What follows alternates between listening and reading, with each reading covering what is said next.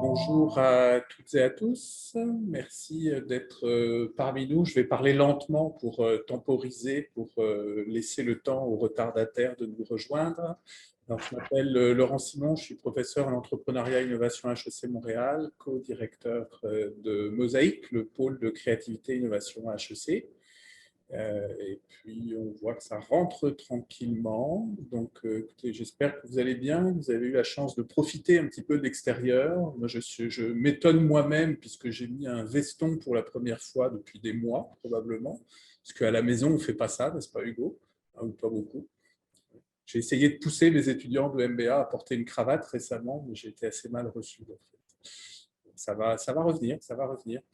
Alors écoutez, on va donc très heureux de vous recevoir ce soir, même à distance. Très heureux surtout de recevoir aussi Hugo Steben. On a quasiment une histoire commune, sinon une histoire parallèle. Puis Hugo, je te laisserai te présenter un peu plus. Nous, on a eu le plaisir de connaître et côtoyer Hugo comme étudiant il y a un peu plus d'une dizaine d'années. En fait, à la maîtrise à HEC Montréal. C'était déjà un grand garçon. À la maîtrise à HEC Montréal, ça fait un petit moment. Et puis, on a suivi aussi le parcours de Hugo avec plaisir. Hugo a participé à notre école d'été en management de la créativité Montréal-Barcelone. En fait, était là à la première édition. C'est bien ça, Hugo? Ouais, en 2009. Si vous êtes un peu curieux de ce projet-là, peut-être qu'on en parlera un peu à la toute fin. Sinon, je vous recommande évidemment d'aller visiter notre site, une édition en ligne cette année, mais qui nous permet d'aller chercher du monde de différents endroits de la planète.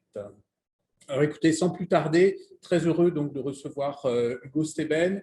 Hugo va nous expliquer aussi ce qu'est la Maison d'innovation sociale à Montréal, ce que lui et ses collègues et ses partenaires font à la Maison d'innovation sociale, et puis sur une thématique qui aussi évidemment a gagné en importance et en puissance ces dernières années, la transition sociale, transition écologique, transition aussi qui met nos institutions au défi de reconfiguration et non pas nécessairement de réinvention. Donc, Hugo, sans plus tarder, je te laisse la parole. Puis, merci de prendre le temps de te présenter. On est ensemble pour un bon moment.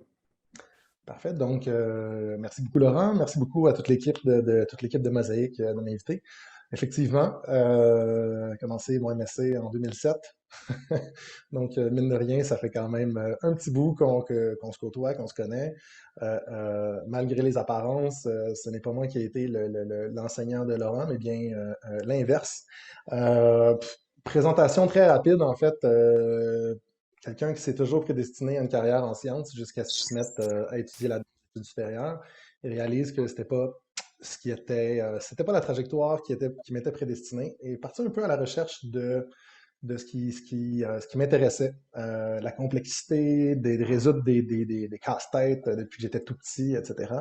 Et qui a finalement mis le doigt sur ce qui m'intéressait véritablement, un peu une épiphanie, un cours de management de la créativité et de l'innovation, donc toute la question de l'innovation. C'est un peu ce qui a guidé ma carrière depuis, donc principalement une carrière dans le conseil, en développement des capacités organisationnelles et écosystémiques dans le secteur privé. Principalement, donc le conseil. On a fait aussi de l'enseignement HEC, Polytechnique, Université Laval au cycle supérieur sur différentes thématiques liées à l'innovation. Puis, en fait, sans plus tarder, je rentrais dans la définition, pas dans la définition, mais en fait un peu dans l'histoire de la Maison de l'innovation sociale. Puis, un petit peu plus loin, on va voir un peu comment ces trajectoires-là se sont reliées. Donc, si on part du point de départ, là, je me suis pris des belles petites notes, mais j'ai tendance à extrêmement déroger assez rapidement à ces notes-là. Donc, on va voir comment ça tient la route. Si on regarde un peu le point de départ de la Maison de l'innovation sociale, on tourne 2014-2015. Il y a une nouvelle vague en émergence au Québec. On est quand même un milieu où on a eu en fait l'économie sociale qui a été précurseur et qui est un domaine extrêmement florissant, puis qui a amené le Québec très loin dans tout son travail auprès des communautés, développement de l'économie sociale. On a vu aussi l'arrivée de toutes les vagues de développement durable.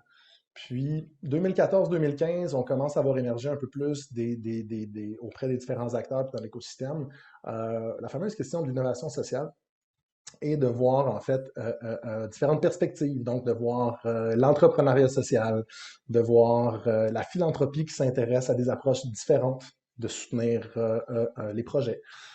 On voit des écosystèmes de praticiens, de l'esplanade, etc., qui émergent, des chercheurs aussi qui font de la recherche, qui cherchent aussi à voir comment opérationnaliser la recherche sur le terrain.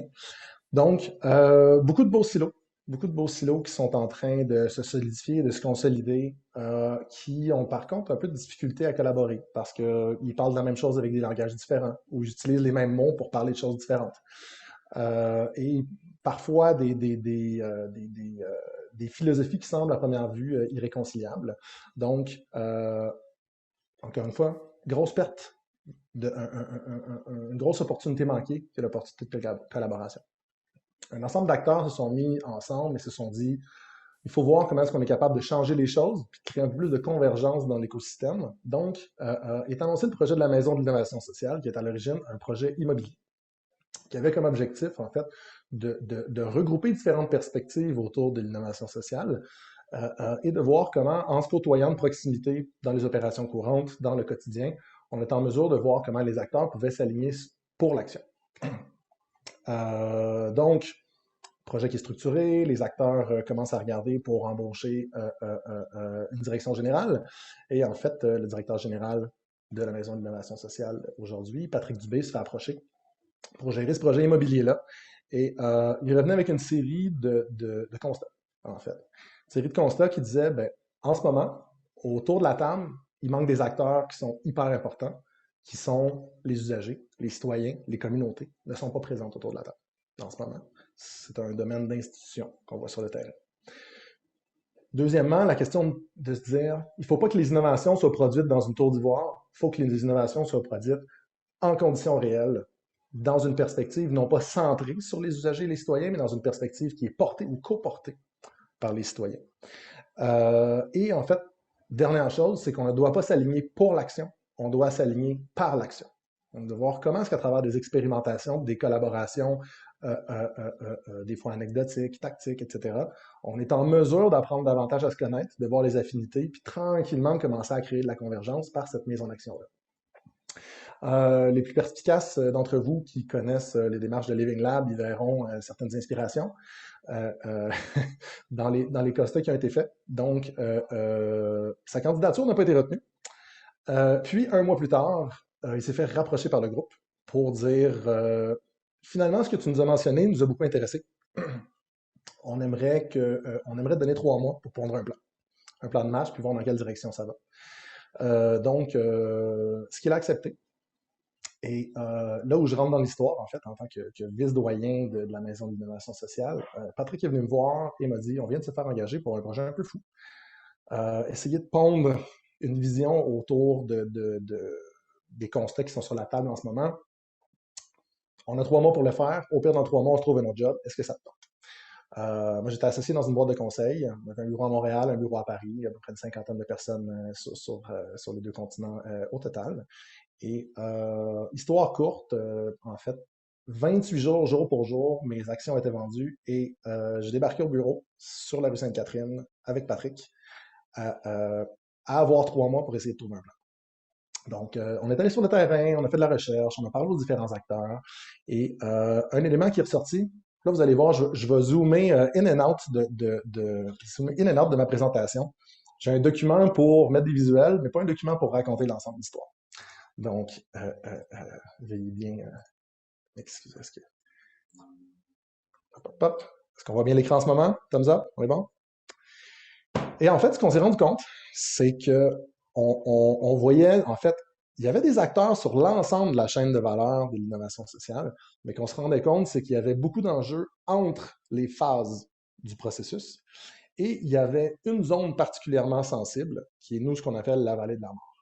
Donc, entre toute la question de la génération des innovations, donc on regarde les démarches d'écoute sur les territoires, les hackathons, toutes les démarches de génération d'innovation, et de l'autre côté, on a l'univers du déploiement. Donc, les incubateurs, accélérateurs, les structures de développement économique, les structures de développement communautaire, etc. Et entre les deux, on vivait un peu ce qu'on appelle à la MIS le syndrome du hackathon. On passe un bon temps, des gens qui sont motivés. On génère une idée qui est un peu rough around the edges, excusez-moi pour l'anglicisme, mais qui est un peu brute de décoffrage. On a beaucoup d'angles morts, on ne sait pas exactement comment la déployer. Et là, on tourne en rond dans la vallée de la mort jusqu'à ce que l'idée meure. Donc, l'idée était de voir comment on est en mesure de travailler sur la vallée de la mort pour créer davantage de liens entre les différentes phases du processus et de faire en sorte qu'on soit capable d'avoir moins d'attrition et d'avoir plus de succès sur la mise à l'échelle des idées qui étaient générées au niveau des communautés.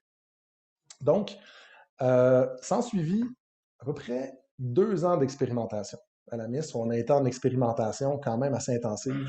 On a fait des démarches de mobilisation citoyenne de type 101 jours, le printemps des débats pour faire des démarches d'écoute, des démarches d'écoute jeunesse sur le terrain avec les tours de table du 375e de Montréal. On a créé des programmes de collaboration, ville, université. On a fait de la formation accompagnement dans le secteur privé, dans le secteur public. Du benchmarking sur des initiatives innovantes, sur des thématiques diverses. On a fait des tests de modèles de laboratoire, mis sur pied des parcours d'accompagnement qu'on a testés également. On a déployé des prototypes nous-mêmes d'innovation sociale. Je parle notamment du projet Young, en fait, qui était un prototype, un premier prototype en Amérique du Nord d'occupation transitoire des espaces vacants, donc l'utilisation des bâtiments dans leur période transitoire. On a fait du conseil, même des recommandations sur des modèles innovants de gouvernance participative, gouvernance collaborative dans des instances publiques et parapubliques pour impliquer davantage les citoyens et les autres parties prenantes. Donc, on a vraiment eu une phase d'expérimentation assez intense pendant 2 ans qui nous a aidé en fait à faire évoluer nos réflexions, notre modèle d'intervention qui a évolué vraiment une pratique vraiment une pratique agile de tester des choses, ajuster constamment notre modèle, jusqu'à ce qu'on arrive à un carré de sable qui faisait du sens pour nous, puis qui nous permettait d'arriver sur ce qui est aujourd'hui notre modèle d'intervention. Je vais revenir à ma présentation. Je vais vous présenter un peu. Et notre mission, en fait, on l'a touché tout à l'heure, donc passer par-dessus la vallée de la mort avec la question d'éliminer les obstacles qui se dressent entre une idée à impact social et environnemental positif et sa mise en œuvre. Et le constat avec lequel on est venu, c'est que non seulement il y a des enjeux sur la vallée de la mort, ici on vous présente qu'est-ce qu'un bon modèle d'intervention sans un bon modèle théorique sous-jacent. Ici, je parle avec un clin d'œil à mes amis du monde de la recherche. Ce qu'on s'est rendu compte, c'est que quand on veut faire des changements systémiques, les systèmes tendent à la cohérence et à la stabilité. Donc, ce qu'on voit souvent, c'est des initiatives uniques qui vont être faites, qui vont essayer de créer une brèche et finalement, la problématique à laquelle on travaille va avoir de la résilience. Donc, elle va rebondir, elle va revenir à son état naturel. Donc, ce qu'on s'est rendu compte, c'est qu'il fallait intervenir à plusieurs échelles en même temps, de manière synchronisée, pour être en mesure de créer des brèches puis d'institutionnaliser les innovations qu'on faisait. Donc, je vais vous l'expliquer un petit peu plus en détail parce que c'est assez rébarbatif comme graphique, surtout si c'est la première fois que vous le voyez. En fait, on parle de 3 échelles d'intervention. On a une échelle d'intervention qu'on appelle, si on regarde au bas, qu'on appelle la niche. Donc, c'est le territoire d'émergence des innovations citoyennes, des innovations qui sont générées autour des entreprises. Donc, des solutions qui génèrent des bénéfices et qui créent une valeur supérieure à un besoin défini pour des usagers sur le territoire en fonction des enjeux sociaux et environnementaux qui sont vécus. À l'échelle de ce qu'on appelle le régime, ici, on parle de tous les aspects structurels. Donc, la réglementation, les politiques, les valeurs prédominantes, les dynamiques de marché, etc. Et à l'échelle, 3e échelle au sommet, la question de l'échelle socio-technique. Donc ici, on parle des grands courants de société, des grandes tendances influentes qui vont créer des pressions sur les structures, soit pour les maintenir stables ou pour les amener à changer. Et c'est véritablement cette question-là de l'action à différentes échelles qui viennent maintenant guider notre modèle d'intervention puis la manière dont la MIS travaille en ce moment. C'est aussi à travers ces expérimentations-là qu'on en est venu à définir davantage la thématique cœur qui nous anime. Donc, quand on parlait tout à l'heure de la transition socio-écologique, ce qu'on entend par là, parce qu'on entend parler de la transition écologique juste, etc. Nous, ce qu'on met derrière la question de transition écologique, socio-écologique, c'est deux choses. D'abord, c'est une transition écologique qui ne se fait pas au détriment des plus vulnérables, donc dont les coûts ne sont pas principalement portés par les citoyens et les communautés les plus vulnérables. Donc ça, c'est un premier niveau. Mais deuxièmement, quand on parle de transition socio-écologique, c'est qu'on part d'une prémisse à la mise qu'il sera impossible de faire une transition écologique tant que les enjeux sociaux qui empêchent ou qui bloquent la pleine participation de l'ensemble des citoyens ne sont pas levés. Donc, si on a de la difficulté à mettre un toit sur nos têtes, si on a de la difficulté à mettre de la nourriture sur la table, si on a des enjeux de santé, etc., etc., on est en train de travailler à notre survie, on n'est pas en train de réfléchir à la transition dans la société. Donc, notre perspective de transition socio-écologique, c'est une transition qui est juste, mais c'est aussi une transition qui adresse les barrières sociales à la pleine participation de l'ensemble de la population et des différents citoyens. Donc, de la vallée de la mort, on en est venu, en fait, à une proposition de valeur qui nous amène à faire différentes actions tout au long de la chaîne de valeur. Je vais vous le présenter un peu plus par les programmes qu'on déploie en ce moment à la liste. Donne-moi un petit instant, je vais regarder comment on se tient dans le temps. J'ai tendance à m'emporter quand on parle de choses passionnantes. Donc, ce qu'on cherche à faire, en fait, c'est d'agir, mais de manière différente sur l'ensemble de la chaîne et de créer du lien à l'intérieur de ces différents éléments-là. Donc, une première action, c'est toute la question de provoquer l'émergence d'innovation. Donc, soutenir des acteurs sur le terrain au développement de leur capacité à mettre en place des dispositifs qui vont générer des innovations, à mettre en place des démarches d'écoute qui vont faire émerger des besoins et des enjeux sur les territoires, qui ensuite de ça vont être des terreaux fertiles à l'innovation et à l'émergence de solutions. Quand on parle de la question de révéler et outiller, c'est à travers différentes démarches de voir comment on est en mesure d'activer les innovateurs sociaux souvent latents. Donc, des acteurs qui ont des idées qui ne sont pas nécessairement passés à l'action, ou des acteurs qui travaillent, si on veut, dans leur carré de sable, mais qui ont envie de passer à une autre échelle. Donc, les leaders, si on veut, souvent des leaders informels ou des acteurs qui ont envie de faire passer leurs initiatives à un autre niveau. Une fois qu'on a fait l'accompagnement, je vais vous le présenter avec les différents programmes qu'on met en place, une fois qu'on a pris ces individus-là, ces organisations-là, les collectifs, etc., travailler avec eux pour faire du renforcement de capacité, les développer. Puis, une fois qu'on a une initiative qui est assez bien structurée, voir comment on est en mesure de les connecter avec d'autres acteurs, les connecter avec des opportunités, les connecter dans de l'intermédiation financière pour soutenir leur déploiement. Puis ensuite de ça, voir comment est-ce qu'on peut amplifier la croissance et la mise à l'échelle par cette connexion-là, puis par l'amplification des communications, la mise en œuvre, même la diffusion de ces innovations-là à l'extérieur parfois à l'extérieur du territoire, de Montréal, de Québec et au-delà. Jusqu'à maintenant, est-ce que ça va bien? Thumbs up, ça va bien? Excellent. On va se communiquer comme ça, c'est plus facile qu'avec les micros dans le grand groupe. Donc, je présente un peu notre modèle d'intervention, de la manière dont on souhaite déployer cette chose-là. Et en fait, il y a trois principales composantes qui ici sont présentées de manière séquentielle, mais qui en fait ne sont pas parfaitement séquentielles. D'abord, quand on parle de toute la question de révéler et d'outiller, c'est toute la question du renforcement des capacités puis de l'incubation. Donc, on a d'abord une offre qui est un peu plus, une offre qui est à petite échelle, qui est ponctuelle, qui sert souvent à faire émerger les individus qui vont nous dire « Ah, j'ai un projet, j'ai telle idée », donc d'offrir par exemple du coaching à la carte, d'offrir du mentorat. On reçoit beaucoup de courriels entrants qui nous sert à rediriger des gens vers d'autres acteurs de l'écosystème. Et une offre de formation, qui est des formations qui sont de nature un petit peu plus légère. Des fois, les enjeux qui sont adressés ne sont pas très, très grands. Ou dans le carré de sable qu'on cherche à identifier comme des initiatives à haut potentiel qu'on va accompagner de manière plus forte. Donc, cette offre-là nous permet de rejoindre plus d'acteurs et de rediriger dans l'écosystème si nécessaire pour faire en sorte qu'on démultiplie le nombre d'acteurs qui passent à l'action et le nombre d'initiatives. On a notamment déployé un programme de formation avec les gens d'IDEA, HEC au printemps, donc un programme de formation de 6 séances qui avait comme objectif pour des acteurs du milieu privé et parapublic, en fait, à identifier leurs intentions d'impact dans leurs organisations, à définir leur stratégie, puis à concevoir des initiatives qui leur permettent d'activer des initiatives d'impact qui soient des opportunités d'affaires en même temps que des opportunités d'impact.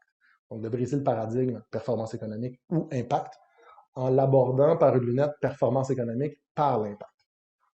Donc, tous les programmes de formation qui sont un petit peu plus éléments, un peu plus légers, qui cherchent à augmenter un peu le niveau de compétence et de capacité dans l'écosystème. Et à l'intérieur de ça, qu'on soit en mesure de faire du repérage pour initiative, qu'on est en mesure d'amener vers nos programmes d'incubation. 3 grandes démarches d'incubation un peu plus grandes qu'on a développées à la MIS, en fait, 3, 4. D'abord, un incubateur civique qui a comme objectif d'accompagner les citoyens et les collectifs à travailler à des innovations. Quand on parle d'innovation d'incubateur civique, on parle d'innovation qui se déploie à l'échelle des communautés. Donc, on n'est pas en train de parler d'écofiscalité, de grands changements un peu plus dans les domaines techniques. On est vraiment sur la question de développer des solutions à des enjeux des différentes communautés, à l'échelle des communautés, l'échelle des citoyens, qui est le domaine d'expertise des citoyens. On cherche aussi en capacité par ce programme-là, parce que c'est un programme de renforcement des capacités. On n'accompagne pas véritablement le projet. On se sert du projet pour développer les compétences des citoyens, qui ensuite de ça deviennent des citoyens experts, qui sont plus en confiance et mieux outillés pour s'interfacer avec les autres acteurs dans l'écosystème. On a 2 autres programmes d'incubation qui sont en fait au niveau de l'incubation organisationnelle, donc de voir comment est-ce qu'on accompagne les entreprises et les organisations parapubliques, donc les organisations qui ont des produits et services, modèles d'affaires, qui déploient sur le marché, à trouver une manière de faire ce fameux mix dont je parlais, donc de briser le paradigme économique ou socio-environnemental à parler de performance par l'impact. On a également un programme d'incubation institutionnelle. Donc, on cherche à accompagner les administrations publiques à entreprendre des démarches visant des enjeux socio-environnementaux qui sont souvent transversaux à différents ministères, à différents services, et qui, par leur approche traditionnellement un peu plus silotée, réussissent souvent à s'attaquer à différents symptômes de la problématique, mais n'ont pas vraiment d'approche pour avoir une action véritablement transformatrice des systèmes et des enjeux pour les régler à la racine. Donc, les 3 principaux programmes d'incubation qu'on a déployés, ou qu'on est en train de déployer, parce que c'est un travail qui est en continu, et une mécanique de maillage qui sert à lier ces différents incubateurs-là et de voir comment est-ce qu'on est en mesure de créer des collaborations entre les démarches citoyennes, les démarches plus au niveau de l'institutionnel et les démarches au niveau de l'organisation pour créer justement des collaborations qui permettent de déverrouiller les enjeux à différentes échelles. À l'intérieur de ça, on a aussi une offre d'accompagnement qui est organisée davantage dans une démarche de co-développement, puis qui a comme objectif d'habiliter les mouvements citoyens qui vont être orientés vers la transition écologique, la transition socio-écologique, vers la justice sociale, etc. Donc, dans une démarche en fait d'échange entre pairs, de voir comment on est en mesure d'habiliter ces mouvements citoyens-là à être plus performants dans leurs actions, puis à augmenter l'influence qu'ils ont sur les structures. Donc, centre de renforcement et capacité, c'est un peu ce qu'on voit comme nos formations 101, nos formations 201. Et suite à ça, lorsqu'on a des programmes qui graduent, si on veut, de nos programmes d'incubation et de formation, donc notre communauté d'alumni, on a en fait une offre d'accompagnement terrain. Donc, on a un programme qui s'appelle ISR, Innovatrice sociale en résidence. En l'occurrence, ce ne sont que des femmes pour l'instant. Et en fait, cette offre-là n'a pas comme objectif de venir intervenir en tant que consultant, consultante sur le terrain. C'est une offre de shadowing. Donc, on est vraiment dans la consolidation des capacités qu'on a renforcées, puis de renforcer les capacités, si on veut, à un niveau un peu plus intermédiaire avancé. Donc, au-delà des bonnes pratiques, quels sont les éléments pratico-pratiques qui nous permettent d'adapter en continu, puis de véritablement avoir de l'impact avec les initiatives qu'on est en train de déployer sur le terrain. Il y a également autour de ça, non seulement cet accompagnement-là dans la consolidation des capacités, donc notre offre 301, 101, 201, 301, mais également toute la question d'intermédiation au financement, donc de voir comment on est en mesure d'aider à créer des structures et des partenariats pour des financements innovants qui vont venir soutenir ces initiatives-là, et une offre de référencement, de voir comment est-ce qu'on redirige les acteurs à l'intérieur de l'écosystème. Donc ça touche notre deuxième bulle, notre troisième bulle. Si on veut, celui du milieu et celui de droite. Je n'ai pas encore abordé le premier. Je vais vous donner un exemple de projet qu'on est en train d'accompagner en ce moment, juste pour vous faire visualiser un peu ce qu'on veut dire par renforcement des capacités, non seulement individuelles, mais des capacités territoriales dans une perspective de transition socio-écologique. On est en train d'intervenir, puis là je sais qu'elle est inscrite, je ne sais pas si elle est dans la liste, j'avais ma collègue Nathalie qui est en charge de ce programme-là. Donc Nathalie, si tu es présente et que je dis des grossièretés, n'hésite pas à m'envoyer des bêtises par le chat ou à ouvrir ton micro. Je viens de voir qu'elle était dans la liste. Salut Nathalie. Donc, un projet, par exemple, qui s'appelle le projet Polo, qui a comme objectif, en fait, d'un collectif d'organisations sur Montréal-Nord qui a constaté un désert de services dans Montréal Nord-Ouest. On a vu beaucoup, en fait, d'enjeux sociaux émanés du territoire de Montréal-Nord, donc des acteurs qui cherchent à s'organiser entre eux pour adresser, en fait, les populations non rejointes. À l'origine, ils parlaient de population fantôme, mais à travers toute la recherche, on s'est rendu compte que c'est plutôt les services qui étaient fantômes aux yeux des populations. Donc, on parle maintenant de population non rejointe. Et de voir comment on est en mesure de les accompagner dans du prototypage et de l'expérimentation d'une reconfiguration de leur offre de services entre partenaires pour générer des nouveaux services ou des services qui soient mieux adaptés à ces populations-là qui n'ont pas accès aux soins des différents acteurs individuellement sur le terrain en ce moment. Je vous épargne tout le détail de comment ces choses-là sont en train de s'organiser, plutôt pour parler de la question du renforcement de la capacité territoriale et communautaire. On va dire, quelles sont les échelles d'impact qu'on cherche à avoir à l'intérieur de cette communauté-là? Premièrement, comme retombée sur le territoire, ce qu'on cherche à avoir comme impact de première échelle, c'est des nouveaux services, des services qui sont mieux adaptés aux besoins des citoyens pour faire en sorte que les citoyens et citoyennes du territoire qui ont des enjeux de santé soient en mesure de les adresser. Tout à l'heure, on parlait de la question de réduire les barrières à la participation. Donc, si on a des enjeux de santé, souvent, ça va être notre principal focus avant de commencer à voir comment on s'intègre dans des démarches davantage vers la transition. On a un niveau de deuxième échelle aussi qui est là, qui est le niveau de l'action au niveau des partenaires. Donc, de voir comment est-ce que les différentes organisations au cœur du territoire, en fonctionnant dans une démarche non seulement de les accompagner dans la question de prototypage et d'expérimentation, mais en travaillant de manière manifeste au développement des capacités, sont en mesure de développer, à l'échelle de l'écosystème de soutien, des capacités à améliorer en continu leurs services, si on veut, à augmenter la gamme des services qui sont en manière d'offrir, mais également de s'adapter en continu aux conditions changeantes sur le terrain pour faire en sorte que COVID arrive, autres situations, etc., on ait de la résilience au niveau du filet social et des organismes de soutien dans la communauté.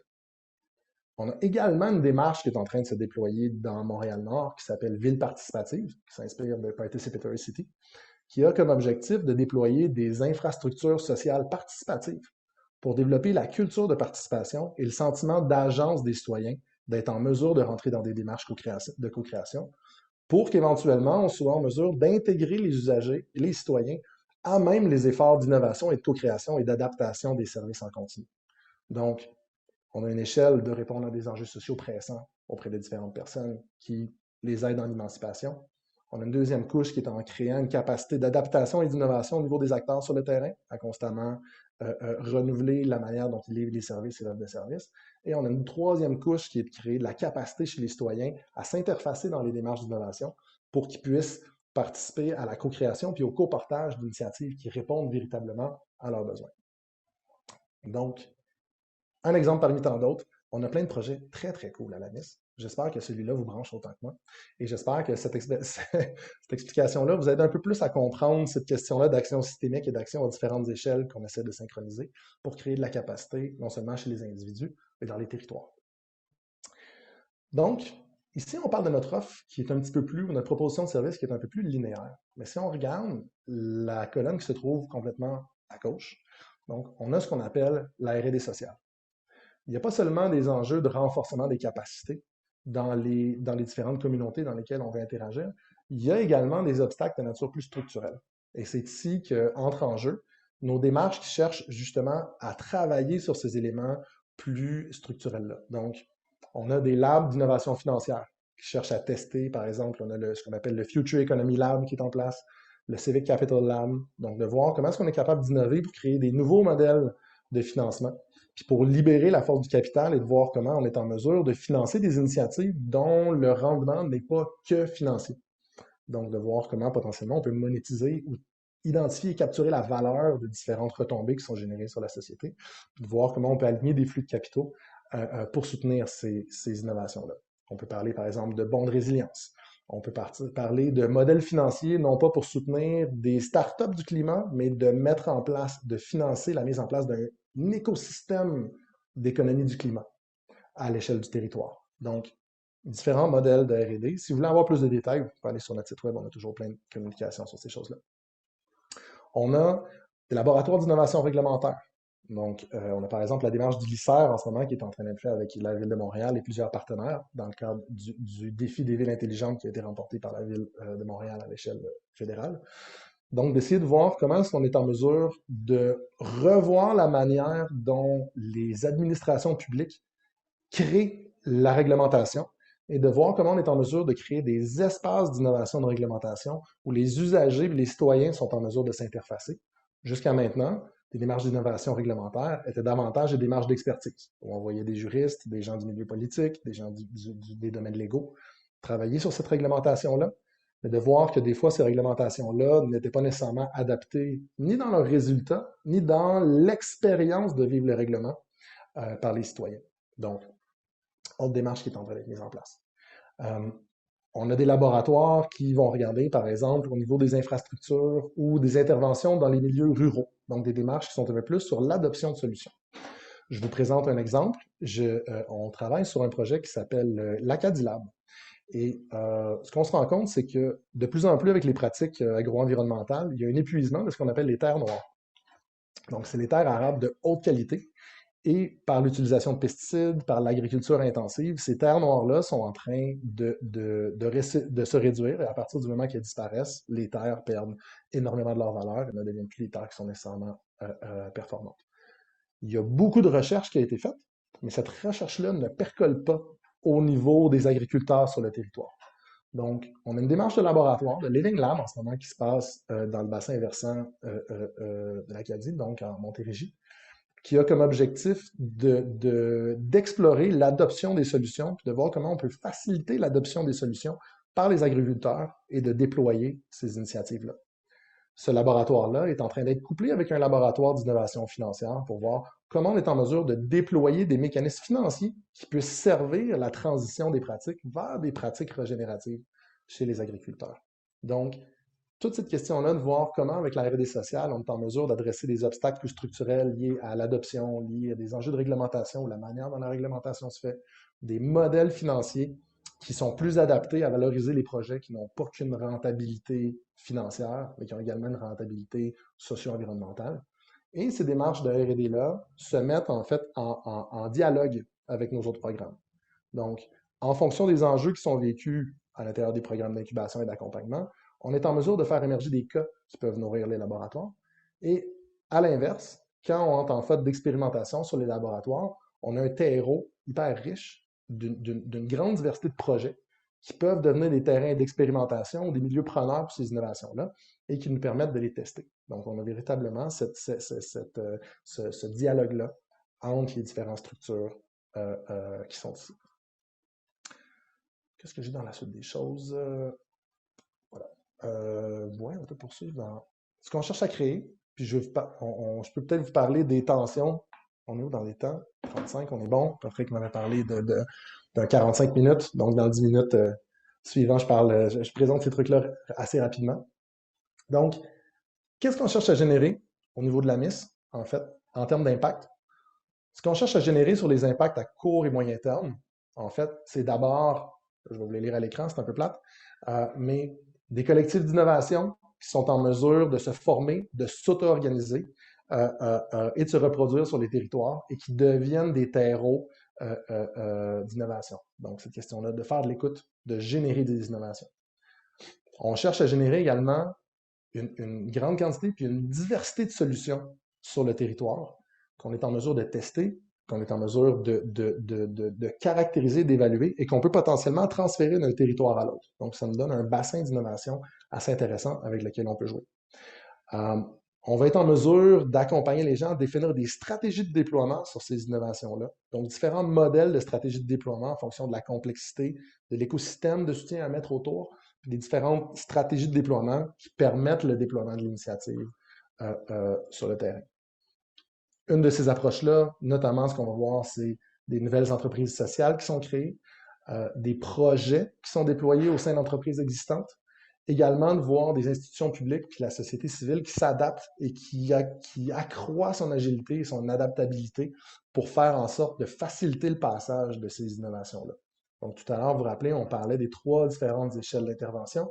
L'échelle de la niche, donc de la génération des innovations, de l'échelle des communautés et des mouvements sociaux, des tendances influentes, donc des pressions sur l'appareil pour que cet appareil-là s'adapte.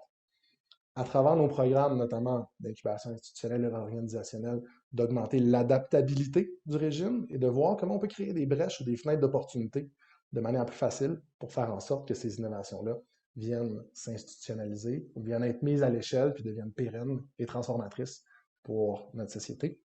Le tout, en fait, désolé pour la pixelisation, la très forte pixelisation, qu'est-ce qu'on cherche à créer à travers tout ça? En fait, c'est une société innovante et résiliente qui va être mobilisée vers une transition socio-écologique juste.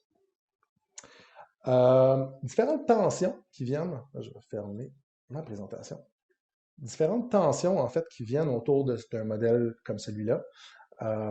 On est une organisation, si vous êtes des gens qui sont familiers avec nos amis de Mosaïque, vous avez certainement dû entendre parler de Middle Ground.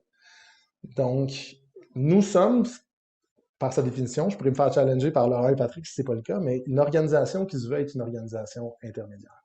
Donc, on n'est pas une organisation qui cherche à croître et à déployer énormément de services sur le territoire, à augmenter la taille de l'équipe puis à générer une offre de services. On est davantage une organisation qui cherche à développer des nouvelles connaissances, des nouveaux modèles, puis d'accélérer sa diffusion dans l'écosystème. Ça, ben, ça amène quand même beaucoup de tensions et qui est une liste non exhaustive à travers laquelle je vais passer. C'est les premières qui me sont passées par la tête. Déjà, d'un point de vue organisationnel, ce qu'on voit déjà, c'est qu'il y a une demande très grandissante. Il y a une forte demande qui est en train d'être générée en ce moment sur la question de l'impact, la question de la transition socio-écologique, les démarches de l'âme, de renforcement de capacité, d'incubation, etc., etc. Mais notre mission, c'est pas ça. Et si on cherchait à orienter notre modèle d'affaires dans cette direction-là, probablement qu'on perdrait de notre capacité à faire ce qu'on essaie de faire et ce dans quoi on est bon. Donc, la question de l'innovation constante et la génération de ces différents modèles-là, la prise de risque par l'expérimentation, etc. Donc, on en arrive avec une question de voir comment on est en mesure, en fait, de faire du développement de capacité le plus rapide possible dans l'écosystème, mais dans un enjeu aussi sur la question de faire ça, mais tout en étant rentable au niveau de nos activités, d'être capable de rentabiliser ça pour avoir, en fait, une capacité de le faire de manière pérenne. Déjà en partant, il y a différentes choses qu'on cherche à mettre en place autour de ça. Il y a certaines choses qu'on explore, il y a certaines choses qui sont faites. Donc, je vous expose certains détails par rapport à ça, mais ce ne sont pas toutes des choses qui sont encore implantées. Déjà, toute la question de se dire, d'essayer de définir à l'interne chez nous une stratégie de libération de notre propriété intellectuelle. Donc, de voir en fonction de ce qu'on génère, puis du niveau en fait, du niveau d'effort que ça nous a demandé, de l'aspect stratégique de ces connaissances-là pour l'organisation, de définir différents mécanismes qui vont nous amener à libérer le plus rapidement possible la connaissance vers l'écosystème. Donc, qui fait en sorte que ces approches-là, ces connaissances-là sont diffusées, mais qui mettent beaucoup de pression sur l'organisation pour être dans une démarche constamment d'innovation, dans une démarche très, très, très proactive d'intégration des apprentissages, de cristallisation et de formalisation et de transfert de ces apprentissages-là. Donc, je ne veux pas utiliser le terme de fuite par en avant, mais ce qu'on cherche à créer, c'est de voir comment on est en mesure de passer aux prochains projets, aux prochaines initiatives, puis de créer de la connaissance là-dessus, pour ensuite de ça, la diffuser. Ça nous amène aussi sur la question de modèles de revenus innovants. Non seulement dans la perspective où cette dynamique-là nous amène constamment à libérer de la propriété intellectuelle, donc on pourrait parler de davantage compétitif dynamique, si Patrick Cowandet est d'accord que c'est bien la définition qui colle ici. Mais on est aussi dans une perspective où on cherche en capacité des acteurs sur le terrain, et les modes de financement traditionnels font en sorte que nous sommes en compétition, sur certains cas, avec les acteurs sur le terrain, pour les programmes de financement, pour les partenariats avec différents acteurs.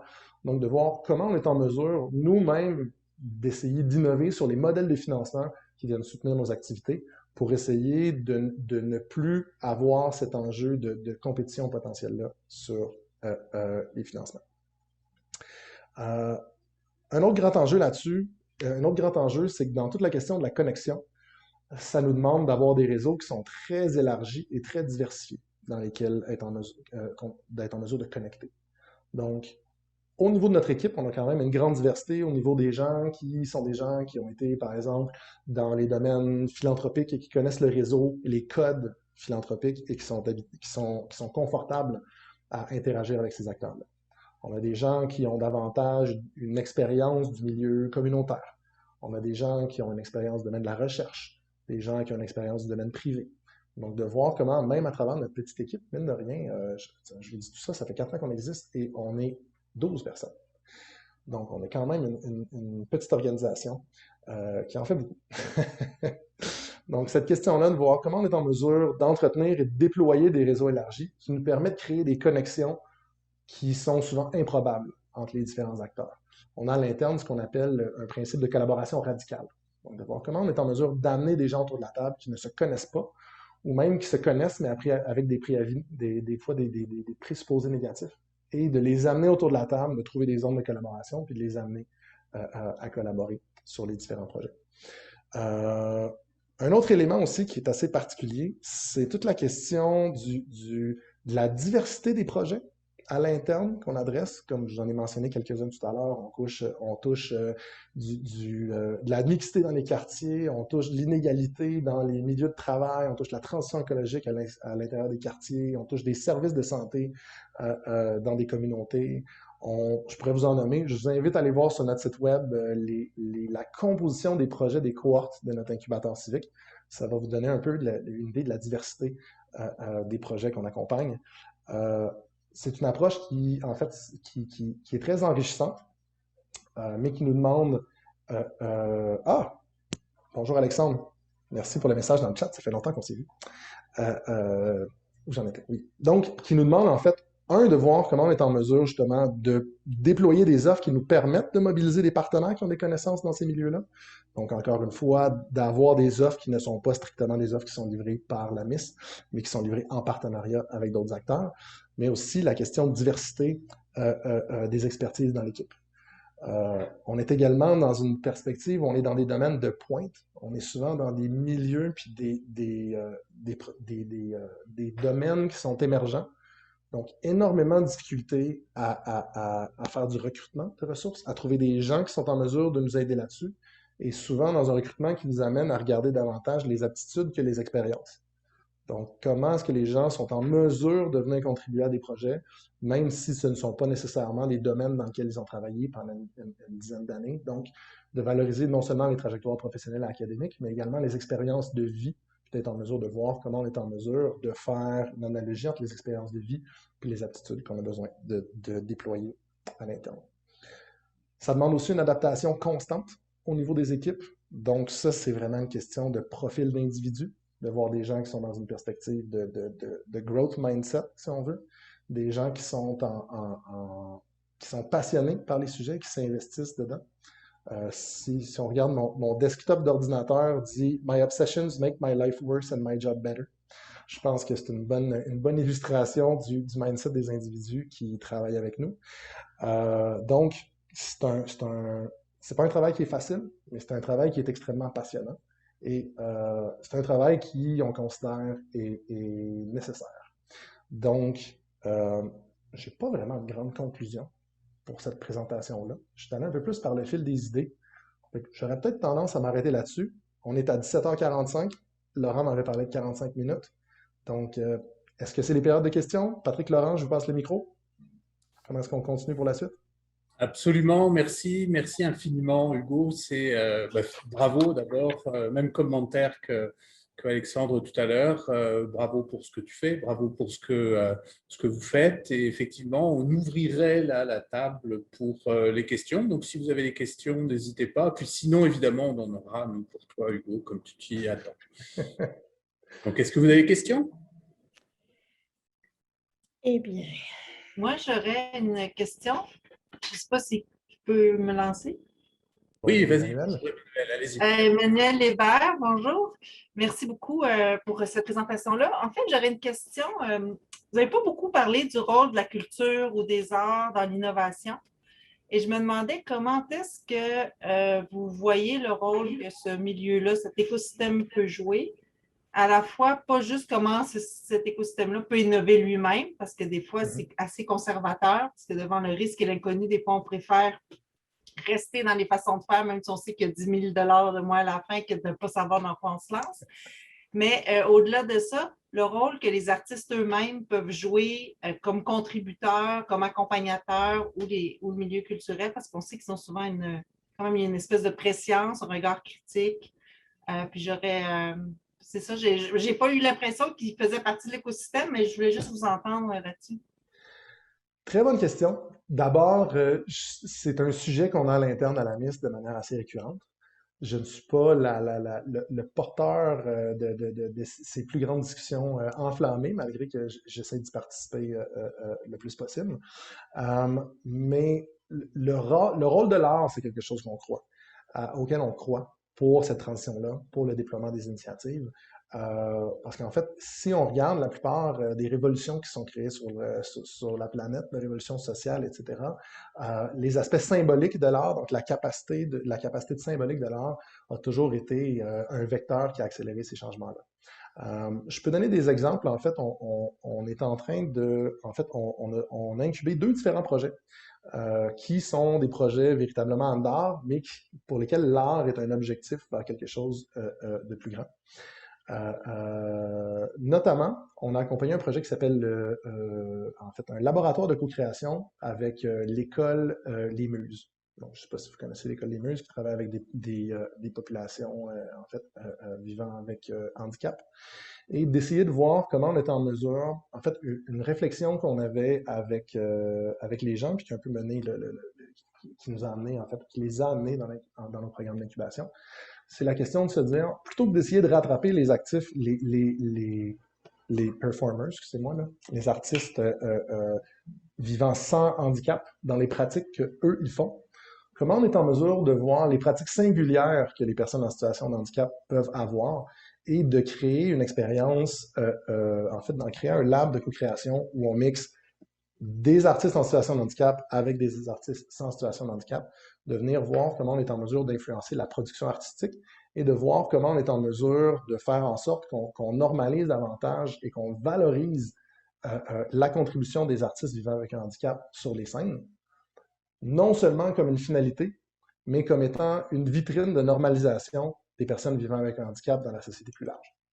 Donc, d'essayer de voir comment est-ce que l'art peut être souvent un vecteur pour venir influencer des valeurs, des normes sociales, etc. Donc, ça, c'est une lunette à travers laquelle on le regarde. De manière aussi, si on regarde dans la perspective des processus de co-création qu'on met en place, on encourage souvent, quelque chose qui est souvent très rarement présent, c'est la présence de perspectives décadrantes ou la perspective par rapport à si on cherche à travailler sur des pratiques d'inégalité dans les entreprises, qu'on aille chercher des gens de RH puis des gens avec des CRHA et qu'on les mette autour de la table. C'est-à-dire comment est-ce qu'on peut aller au-delà de ça, puis d'aller chercher des perspectives analogiques, des perspectives décadrantes, des regards, soit une manière de regarder la problématique, qui ne soit pas souvent nécessairement une manière cognitive de la regarder, mais souvent une manière aussi émotive de la regarder, puis qui apporte différents codes, qui apporte différents outils dans la résolution des solutions. Les innovations sont aussi, la différence entre l'invention et l'innovation nous amène aussi dans toute une perspective d'adoption. La différence entre l'invention et l'innovation, c'est une adoption par un milieu. Et cette adoption-là se fait notamment par une expérience pour les usagers, qui est une expérience qui est engageante. Et l'aspect symbolique, l'aspect artistique de l'expérience qui est vécue peut avoir un rôle énorme à jouer dans l'engagement des usagers à participer à une expérience puis à aller jusqu'au bout. Et à travers cette expérience-là, de livrer l'impact qui a été conçu à même ce qu'on essaye de livrer à ces usagers-là. Ce n'est pas une perspective qui est exhaustive, ce n'est pas une perspective qui est documentée. C'est une réponse sur le coin de la table à ta question. Je ne sais pas si ça y répond au moins partiellement ou de manière satisfaisante. Oui, merci beaucoup. C'est super intéressant. Puis moi, je sais qu'avant, jusqu'à récemment, j'étais à la ville de Montréal. Puis un de mes rêves, c'était qu'on ait des artistes en résidence dans les autres services que celui de la culture. Justement, pour amener une perspective décadrant plutôt que des fois d'amener les artistes de la culture à la fin du processus pour embellir et tout ça, mais vraiment amener un autre regard. Donc, je trouve ça très intéressant. Merci. Puis on a des gens dans l'équipe, si tu souhaites approfondir la réflexion, on a des gens dans l'équipe qui sont davantage les porte-étendards de cette question-là, Patrick et Mélanie notamment dans notre équipe. Je sais que tu avais aussi des échanges beaucoup avec Émilie Chabot qui était avec nous jusqu'à récemment. Donc, si jamais tu veux poursuivre les discussions sur ce sujet-là, n'hésite pas. La porte de la maison est toujours ouverte. Merci beaucoup Emmanuel, merci Hugo, Jean-François et puis après Yves Lapierre. Oui, salut Hugo, merci beaucoup pour la présentation, c'était super intéressant. Moi, j'avais une question qui touche plusieurs affaires dans tout le fonctionnement de l'organisation. Quand on reprend le graphique avec la transition, il y a les niches, les systèmes et tout ça. De ce que je comprends, il faut toujours qu'on commence par une niche, à quelque part. Nécessairement. OK. Je vais continuer avec mon idée, puis là, il faut pouvoir corriger toutes les petites erreurs. Dans le sens où on ne peut pas s'attaquer à tout. C'est-à-dire, un citoyen ne peut pas s'attaquer à tout avec ses collègues. Donc, il faut bien qu'il commence à quelque part. Donc, c'est dans ce sens-là où ces collègues-là vont décider, est-ce qu'on fait un projet d'agroalimentaire, de transition écologique, d'inclusion, je ne sais pas moi, des autistes ou quelque chose comme ça. Sauf que la Maison d'innovation sociale, elle n'est pas experte dans aucun de ces sujets-là, mais elle est experte dans le service d'accompagnement. Maintenant, elle accompagne plusieurs projets, puis il y a de la connaissance qui est générée à travers ces projets-là. Donc, est-ce que ces différents groupes de collègues ou de citoyens sont en mesure de profiter de la connaissance qui provient des autres projets? Parce que tu avais mentionné que tu veux que les projets soient reproduisibles ou au moins les modèles soient reproduisibles pour avoir une mise à l'échelle des projets, mais aussi de l'impact. Et puis, c'est en lien, c'est ça justement, avec la compétition du financement. La Maison d'innovation sociale doit aller chercher son financement pour eux, mais à quelque part doit accompagner les projets pour que ces projets-là aient son propre financement. Donc, comment est-ce qu'on arrive à convaincre les citoyens qui ne sont pas nécessairement littéraires, si on veut, dans tout le vocabulaire que tu amènes? Comment est-ce qu'on amène toutes ces organisations-là à comprendre la pertinence de payer la Maison d'innovation sociale? Puis, est-ce que peut-être en dernière question, est-ce que les investisseurs d'impact sont intéressés par une espèce de cofinancement en disant on va financer eux, sachant qu'on collabore avec eux aussi, ou est-ce que les bailleurs de fonds sont toujours comme non, on appuie un projet seulement et on veut un retour sur seulement ce projet-là, ou dans une perspective d'écosystème, on comprend que si on aide une organisation, ça va aider l'autre, puis là, on a cette synergie qui démarre.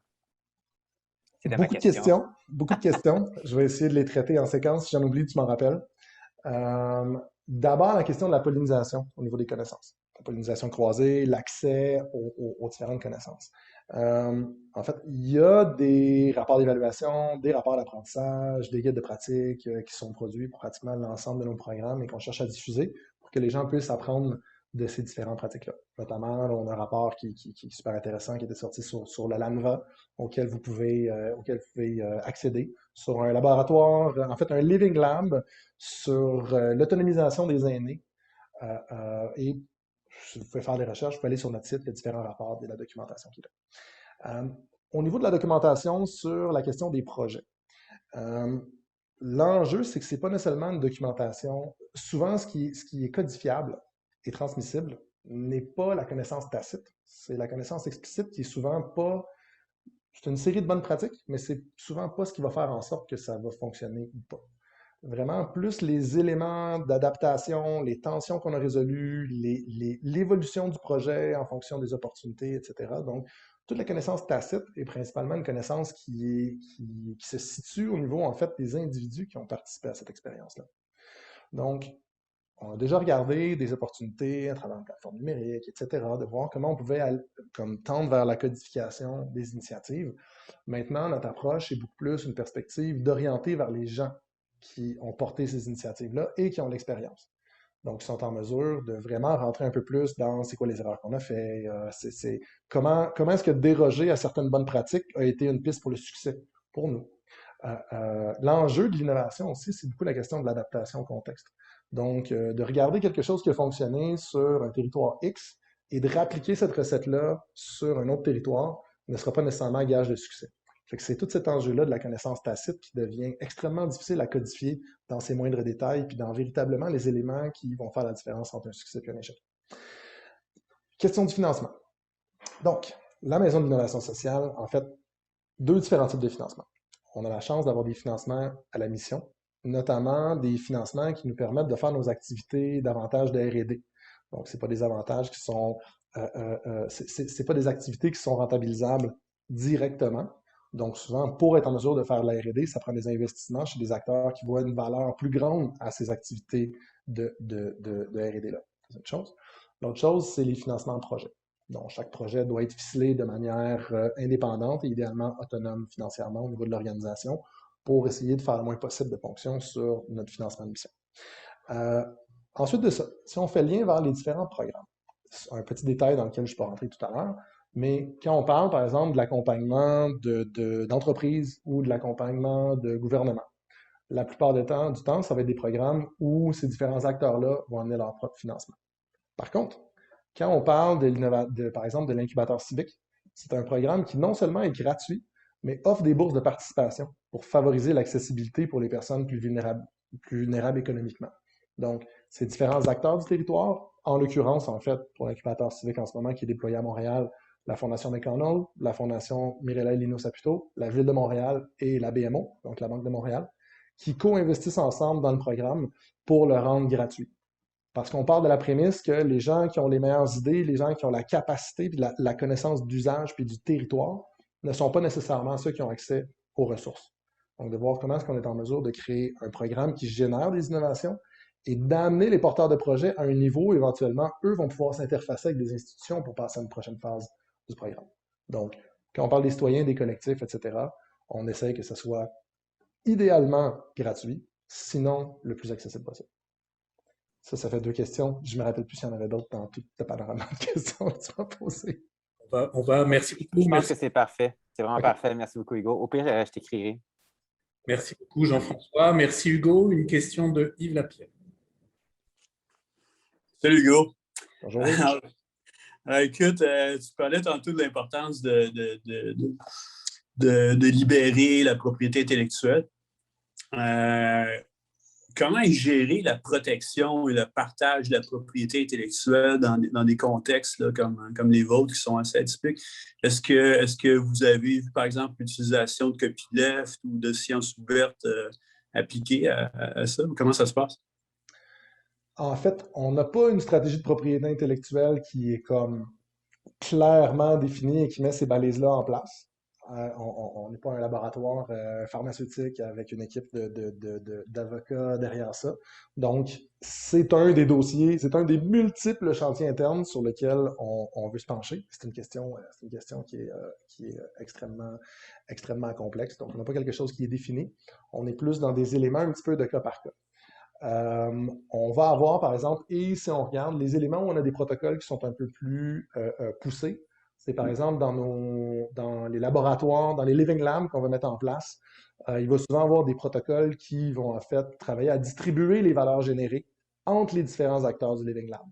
Donc, si on met en place des usagers, des fournisseurs, des gens des administrations publiques, des gens au niveau des technologies, et qu'on génère en fait de la valeur d'impact, de la valeur sociale, de la valeur business. Il y a des protocoles qui sont mis en place pour faire en sorte que cette valeur-là n'est pas seulement capturée par certains acteurs dans le Living Lab, mais qu'on a une valeur qui est distribuée sur l'ensemble des acteurs en fonction, en fait, de manière équitable et en fonction de leurs intérêts dans la participation du Living Lab. Si on voulait aller plus en détail, c'est pas moi qui est le détenteur de plus cette connaissance-là. Puis, on a également une firme d'avocats qui travaille avec nous pour nous aider dans les détails un peu plus précis là-dessus. De manière aussi générale, notamment, je parle de l'exemple de l'incubateur civique, on a, en fait, souvent quand on va créer des contenus partenariaux et qu'il va y avoir du co-développement avec différents acteurs, on va explorer avec ces acteurs-là leur désir de faire un co-investissement d'efforts et que ces capsules-là soient rendues disponibles en Creative Commons. Des capsules vidéo, des gabarits, des outils, des choses comme ça, qu'on va libérer en Creative Commons. Habituellement, non modification, non utilisation commerciale et attribution sur ces différents éléments-là.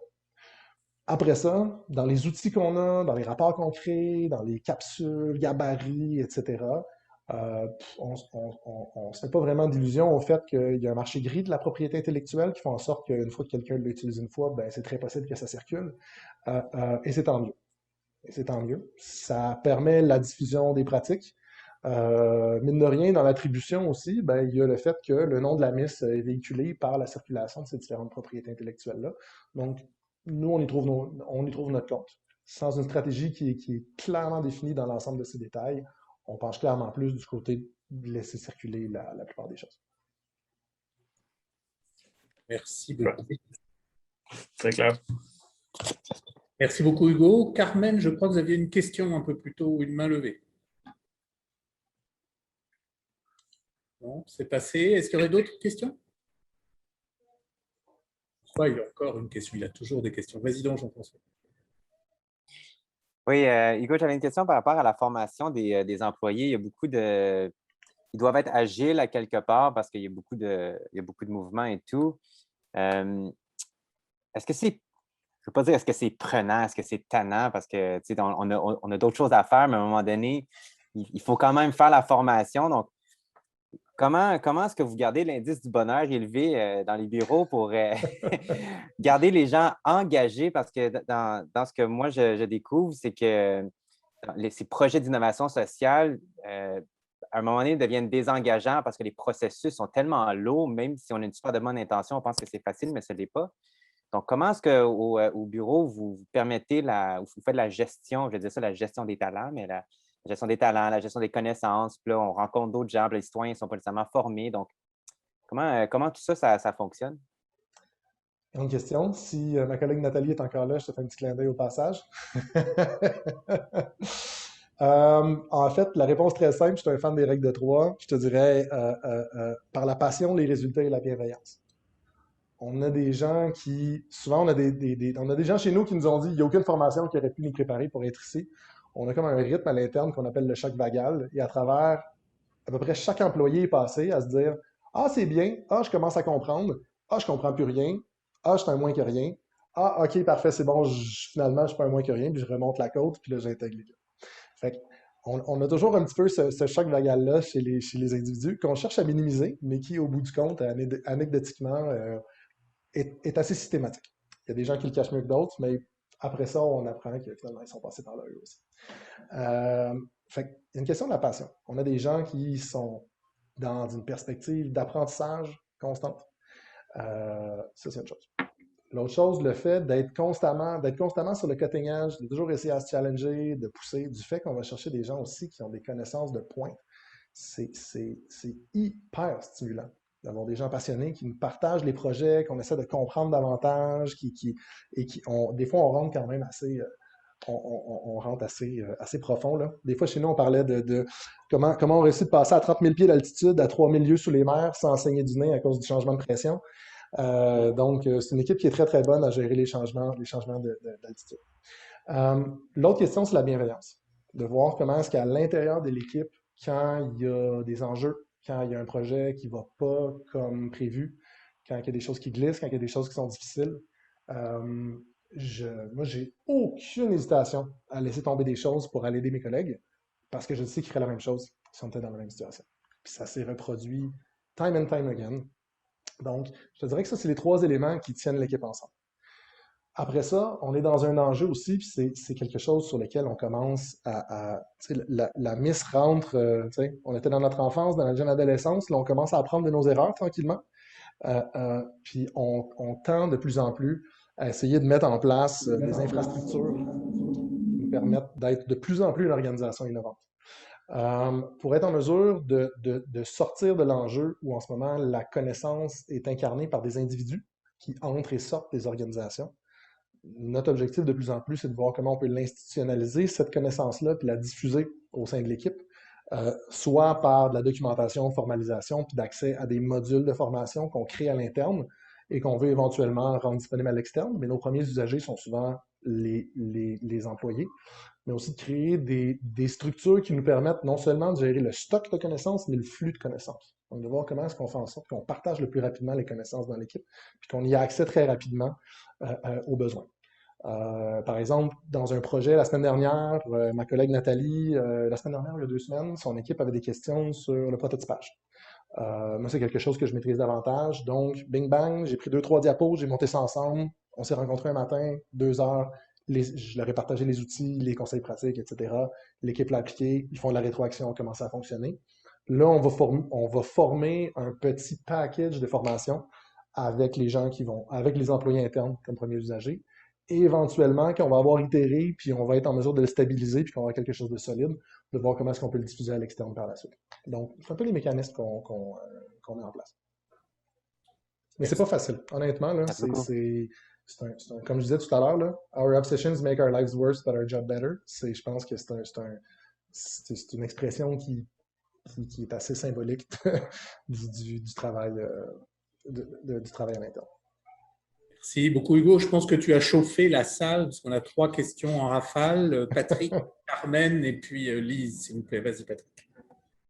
C'est mieux comme ça, je suis désolé, parce que… Écoute, d'abord, merci beaucoup à la fois pour, je dirais, la richesse, l'enthousiasme. Chaque fois qu'on te voit, ça progresse, et donc je suis vraiment impressionné, et puis je voulais te le dire. J'ai plusieurs questions. L'une des questions, c'est comment vous choisissez les projets? Vous êtes une petite équipe.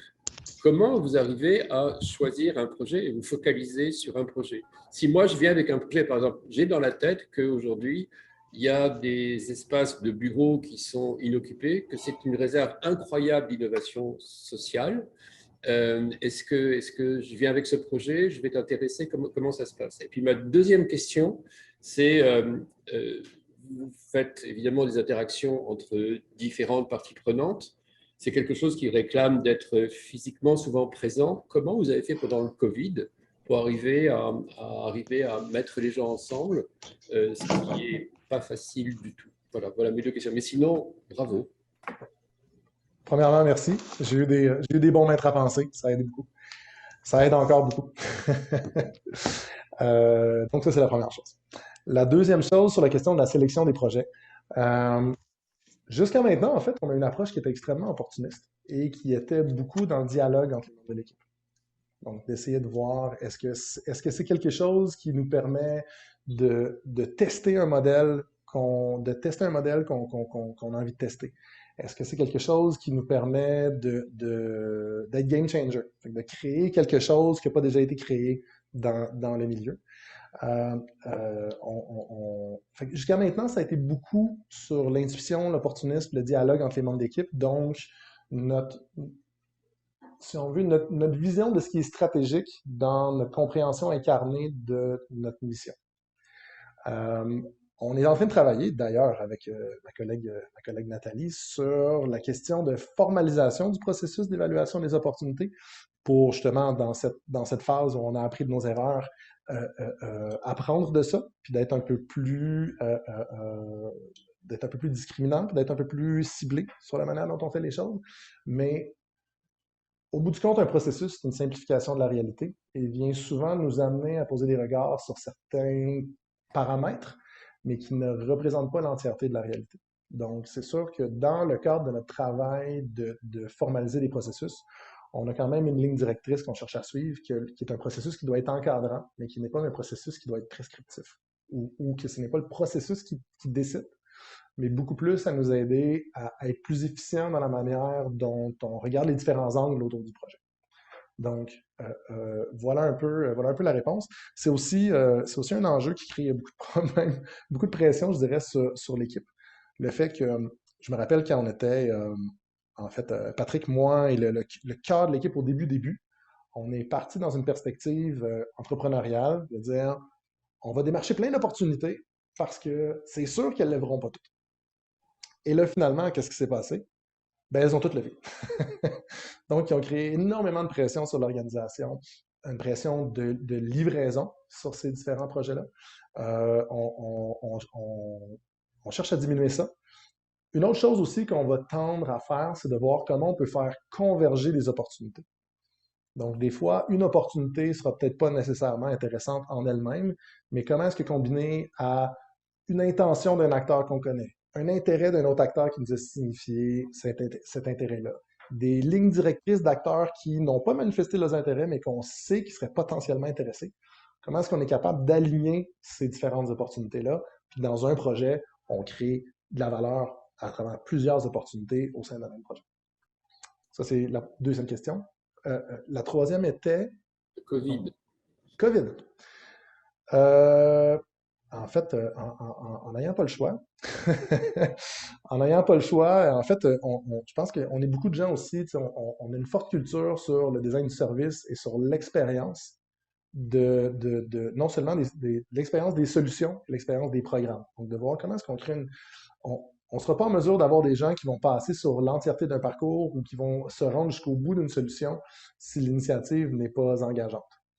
Donc, on a un petit côté obsessif à voir comment est-ce que dans le design de nos parcours, on essaye de contourner les obstacles ou les froids qui sont créés. Donc, on a été beaucoup, beaucoup dans de l'expérimentation, différents outils, différentes manières d'animer, etc. Essayer de se documenter sur des pratiques émergentes d'animation en ligne. Donc, ça a été vraiment, en toute humilité, essai-erreur. Et ce qu'on trouve très intéressant, c'est qu'en fait, notamment dans certaines démarches d'évaluation qu'on a faites sur des programmes qu'on a livrés 100% virtuels, on leur a posé la question, nonobstant les conditions sanitaires, préféreriez-vous vivre cette même expérience 100% en ligne, hybride, donc en ligne et en présentiel, ou 100% en présentiel? Et aucune personne nous ont dit qu'ils souhaitaient l'avoir 100% en présentiel, alors qu'avant le COVID, c'est comme ça qu'on le livrait. Et la Miss a une mission qui est en fait pan-québécoise, voire même plus. On commence à tendre vers le reste du Canada. Le présentiel est un enjeu pour nous. Parce que, étant sur le territoire ici, même en essayant d'aller chercher des populations vulnérables qui peuvent avoir des enjeux de mobilité, qui peuvent avoir aussi des enjeux familiaux, qui font en sorte des enjeux de travail, qui font en sorte que c'est difficile de se déplacer, ça nous permet de rejoindre ces populations-là, puis de se déployer. Ça permet aussi de livrer des expériences qui sont beaucoup plus efficientes en termes de temps. Par exemple, si je donne un exemple d'une séquence pédagogique dans l'incubateur civique, à l'origine, on déplaçait les gens de 9 à 16 dans un bâtiment où on faisait tous ensemble. On faisait de la formation. On se frappe à l'enjeu de saturation cognitive puis à la vitesse d'absorption différente des différentes personnes. On faisait les exercices. Les gens n'ont pas nécessairement la même facilité de s'approprier des exercices schématiques ou de rentrer dans un exercice. On faisait des échanges entre les pairs. Les gens n'ont pas nécessairement la même capacité d'interaction ou l'extroversion versus l'introversion, etc. On s'est rendu compte que nos activités en présentiel étaient finalement pas très efficaces, pas très efficientes. Donc, une séquence pédagogique maintenant pour l'incubateur civique, c'est une séquence qui dure 2 semaines. On donne des contenus, donc des petites capsules vidéo, des lectures complémentaires, etc. À peu près une quiz d'auto-évaluation facultatif. Ça dure à peu près 30 minutes. Et par exemple, en fin de cette semaine-là, donc le jeudi ou le vendredi, une classe virtuelle de 45 minutes qui est un question-réponse, avec comme objectif à la fin de ce 30 à 45 minutes-là, de répondre de manière positive à la question, vous sentez-vous en confiance d'appliquer les concepts qu'on a abordés? On leur donne en fait des activités autodirigées, donc des séries d'étape par étape avec des gabarits, des questions d'auto-évaluation puis d'approfondissement qui peuvent faire à temps disponible et disposé, tout comme l'écoute des vidéos. Ils peuvent l'écouter 1 fois, 2 fois, 3 fois, le partager à des membres de l'équipe, l'écouter au moment où ils sont plus réceptifs. Donc, sur la 2e semaine, un travail autodirigé en équipe et ensuite de ça, des ateliers virtuels à la fin de la 2e séquence. Donc, un atelier virtuel de 2 heures où on crée des sous-groupes, on invite des intervenants externes, les équipes se partagent entre eux ce qu'ils ont fait, se challengent entre eux. Donc, on ancre davantage la connaissance par le fait qu'ils donnent des recommandations aux autres équipes sur l'exercice qui sont faits. Et en après-midi, chaque équipe a un coaching d'1 heure. Donc, on se rend compte que sur le temps total, 30 minutes, 45 minutes, 1 à 4 heures, dépendant du temps qu'ils veulent investir sur l'exercice, 2 heures d'atelier de groupe, puis 1 heure de coaching, on est capable d'être beaucoup plus en profondeur puis en consolidation de ce qu'on travaille avec les équipes. Et ça, en fait, c'est des pratiques qu'on ne changera pas, sur lesquelles on a réussi à créer tellement de valeur que maintenant, c'est des pratiques qui sont intégrées dans l'organisation. Super, très intéressant. Ouais. Merci. Super, merci. Merci Hugo. Une question de Carmen, s'il vous plaît, et puis après Lise Boily. Oui, bonjour. Excuse-moi, tout à l'heure, j'étais partie. Pas de souci. Bonjour Jean-François en passant. Oui, en fait, merci beaucoup Hugo, c'est très intéressant votre présentation et je trouve particulièrement intéressant votre démarche parce que c'est aussi, en fait, on peut l'appliquer dans d'autres domaines, juste comme les processus mentaux. Donc, ma question, c'est que, en fait, c'est au niveau de l'expérimentation parce que je pense que j'y crois, c'est très important, mais dans le fond, dans toute la démarche, puis je pense la manière dont vous travaillez avec les équipes, mais ce qui me préoccupe, c'est un peu la pérennisation après des nouveaux modèles que vous avez créés, l'innovation qui était comme incubée. Parce que vous avez justement mentionné que, pas parfois, non, mais ce sont les aspects structurels qui tendent à la résilience ou la résistance, qui parfois font en sorte que justement les changements systémiques, ben, peut-être on ne se rendra pas là. Donc, je me demandais quel est votre rôle d'influence ou d'accompagnement au niveau de ces aspects structurels pour que justement les avancées de l'expérimentation deviennent des acquis. Même si l'expérimentation en soi est un acquis, mais pour qu'on se rende plus loin. Je vous donne un exemple. J'ai vu dans le cadre de mon travail, je suis dans le milieu municipal, des gros projets très ambitieux qui veulent changer un petit peu les manières de gouvernance, etc. On se rend vers la fin, on a déjà tous les financements, puis là, la réglementation. Donc là, tous les projets, ben, c'est ça, je pense que l'expérimentation est un acquis, mais c'est sûr que maintenant, quand il arrive le moment d'exécuter, ben, on prend un petit peu de pas en arrière parce qu'il y a justement des systèmes qui ne permettent pas nécessairement d'avancer de la manière dont on voulait. Donc, votre rôle en tant que consultant, est-ce que vous vous adressez à ce type de risques du début? Comment vous gérez les attentes par rapport aux résultats, en fait? Oui, c'est sûr que, en fait, dès les débuts des accompagnements, il y a un regard qui est porté sur les obstacles systémiques, puis de voir comment est-ce que c'est quelque chose qui reste sur notre radar, en fait, tout au long de la démarche. Donc, ce n'est pas juste une fois qu'on arrive à l'expérimentation qu'on se dit, bon, qu'est-ce qui pourrait bloquer?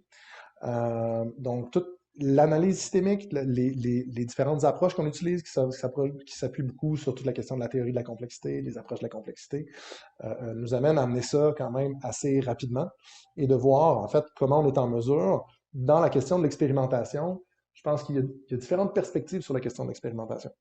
Puis je pense que si on regarde la question de prototypage et d'expérimentation, avant d'arriver à l'expérimentation d'un système complet, de voir comment est-ce qu'on est en mesure d'expérimenter sur les composantes les plus à risque de la solution ou de l'écosystème dans lequel cette innovation-là s'intègre.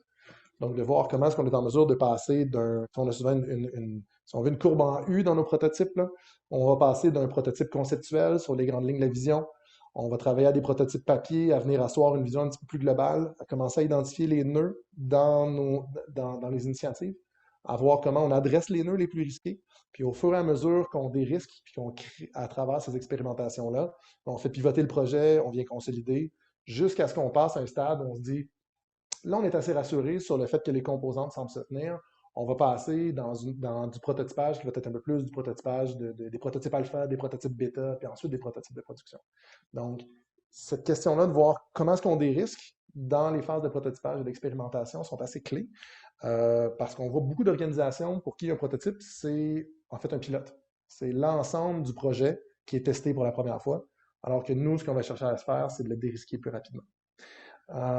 L'autre chose aussi, quand on parle de la question de la réglementation, c'est que dans les projets qu'on accompagne, on va les accompagner et on va créer aussi des mises en contact entre les projets et les différents acteurs dans l'administration qui souvent vont être en mesure, des fois, de trouver des voies de contournement sur la réglementation. Donc, on est beaucoup dans des initiatives où, à court terme, on va chercher des voies de comportement. À moyen long terme, on va chercher avec des preuves de concept puis du déploiement à créer, en fait, de la pression pour du changement réglementaire. Donc, toute cette question-là du processus de l'évolution réglementaire, bien, ça ne se crée pas du jour au lendemain. Des fois, oui, il y a des initiatives qui doivent être initiées par un changement de réglementation ou qui doivent être initiées par une dérogation à la réglementation. Là, c'est sûr que, par exemple, le projet Young à Montréal, il a dû avoir une réglementation, puis il a dû avoir un projet du service de gestion du patrimoine et de l'immobilier qui a créé une dérogation à cette équipe-là pour qu'un bâtiment soit libéré. À ce moment-là, bien évidemment, les efforts de plaidoyer, les efforts d'influence, puis la mise en collaboration est quelque chose de plus complexe, à travers lequel, en fait, il faut passer dès le début. Mais la plupart du temps, on est souvent capable de travailler à des voies de contournement quand on trouve en fait, un bénéfice mutuel au niveau des administrations à travailler sur ces différentes choses-là. Ma collègue Nathalie, qui n'est pas très très loin, qui pilote notamment le projet de glissade, pourrait probablement nous en dire davantage, mais je t'évite de prendre le micro ce soir, Nathalie. Je ne sais pas si ça répond à la question, Carmen? Oui, oui, très bien, très bien. Donc, en fait, c'est de vraiment identifier justement ces obstacles structurels du début de la démarche pour pouvoir les adresser le plus tôt possible, voir où sont les zones d'influence. J'ai en fait quelques exemples en fait, avec ça aussi, qui sont assez intéressants. On a accompagné un programme, on a accompagné un projet dans l'incubateur civique il y a quelques années, qui avait comme objectif de monter une équipe de gens avec une expertise légale pour venir travailler à l'adaptation de la réglementation dans les municipalités pour accélérer la transition écologique et le verdissement des municipalités. Et là, on leur a dit, est-ce que c'est quelque chose que vous savez? Est-ce que c'est quelque chose que vous pensez que vous savez? Ou c'est quelque chose que vous ne savez pas? Et finalement, ils se sont rendus compte que c'est quelque chose qu'ils pensaient qu'ils savaient. Donc, on les a envoyés sur le terrain faire de la recherche. Ils sont revenus avec les yeux comme ça. Et ils se sont dit, on s'est rendu compte de quelque chose. On s'est rendu compte que ce n'est pas la réglementation qui est un blocage pour la plupart, c'est la fausse perception que peu importe ce qu'ils vont faire, il va sûrement avoir de la réglementation qui faisait en sorte que les gens ne passaient pas à l'action. Et là, finalement, il y a un pivot complet sur la question du projet qui n'était plus un service légal d'adaptation réglementaire, mais qui était une incapacitation des équipes puis un déverrouillage du modèle mental selon lequel, à quoi bon, il y a sûrement une règle pour nous bloquer. Et de voir comment est-ce qu'on peut changer le mindset chez les employés à ne pas venir nous dire « voici la réglementation qui va te bloquer », mais plutôt à dire « comment est-ce que vous pouvez faire en sorte de déployer ça sans qu'une réglementation soit dans votre chemin ». Donc, tout à l'heure, quand je parlais de la nuance entre l'innovation de la réglementation et l'innovation au niveau de l'expérience de la réglementation, donc, il faut que je me déplace à l'hôtel de ville, il faut que j'aille chercher un papier, je vais remplir mon petit formulaire, il faut que je fasse une inscription en ligne. Donc, toutes les frictions qui font en fonction que les gens vont faire des choses de manière illégale ou toutes les hacks pour contourner ça. C'est souvent à travers ces voies-là qu'on est capable d'accélérer le déploiement des solutions. C'est comme une espèce de PTSD municipal. Exactement. Choc post-traumatique de l'employé gouvernemental. Merci encore. Merci beaucoup. Une question de Lise Boilly. Oh, tu sais, d'abord, Hugo, c'est fascinant le travail que vous faites et avec une démarche aussi holistique, que la nature même du travail que tu présentes. Combien êtes-vous? On est 12. 12. On est 12. Donc, on est somme toute une petite équipe. On a mais vous évidemment... allez chercher des expertises. Oui, on a aussi évidemment beaucoup une équipe de pigistes qui travaillent autour de nous. Puis on fait aussi beaucoup de travail en partenariat. Donc, c'est sûr que si on regarde les différents cercles concentriques de l'équipe, on passe d'une très petite équipe à une équipe un petit peu plus grosse, évidemment quand même plus gros. Mais le cœur de l'équipe, c'est un cœur qu'on essaie de garder assez agile non plus. Là, notre objectif, plus on est lourd, moins on est agile. On cherche quand même à rester relativement restreint pour justement pouvoir profiter de cette agilité-là. Vous allez chercher l'expertise quand vous en avez besoin. Exactement. C'est bien. Eh bien, écoute, moi, je suis fascinée par la présentation d'un tel projet et à l'esprit m'est venu le travail de John Rawls il y a 50 ans sur la justice sociale. Eh bien, bravo, je trouve que vous êtes à la rendre opératoire d'une manière remarquable. Merci. Merci à toi. Merci beaucoup, Lise. Je ne sais pas s'il y a d'autres questions. J'en aurais une pour toi. Oui. Je me demandais, je me suis dit, Laurent va sûrement avoir quelques questions dans sa manche. Ouais, je me trouvais un peu trop tranquille, là. Tu partages, puis vous partagez une perspective de changement bottom-up. On vient de parler des réglementations. Est-ce que des fois, ça ne serait pas plus intéressant de frapper à la tête? Ma question, c'est est-ce qu'il n'y a pas un travail à faire d'accompagnement, tu parlais de déclic aussi tout à l'heure, je ne sais plus comment tu l'as dit, auprès des dirigeants d'entreprise, dirigeants d'institutions publiques. Est-ce que vous avez une action à ce niveau-là? Oui, oui. En fait, tu sais, si on regarde par exemple la formation qu'on a déployée à l'école des dirigeants, les webinaires aussi qu'on a fait avec l'école des dirigeants avec HEC, je vous cacherai pas que c'est un cheval de Troie pour essayer d'agir sur les modèles mentaux, puis d'essayer justement de briser ce paradigme-là. Je dirais que si on regarde les modèles mentaux qui sont des obstacles, ne sont pas nécessairement les mêmes en fonction des différents acteurs.